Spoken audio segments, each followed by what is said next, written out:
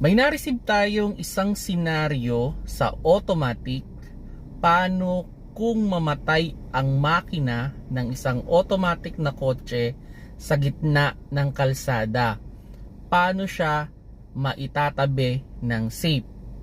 Hello mga paps, I'm Kuya Shin, and itong senaryo na to, no, pwedeng mangyari kahit kanino, lalo na pag tumatanda na yung ating automatic na kotse. Well, maraming reason kung bakit mamamatay yung makina natin ng biglaan. At yun nga, paano daw ba maitatabi?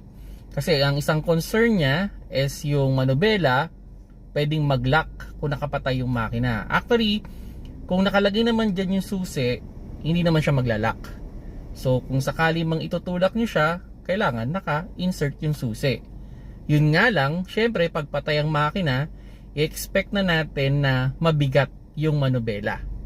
Okay, now sa cambio, like for example, namatay yung makina nasa drive, no? Safe ba siyang itulak? Technically pwede siyang itulak kahit nasa drive Pero highly recommended talaga na ilagay dapat natin siya sa neutral.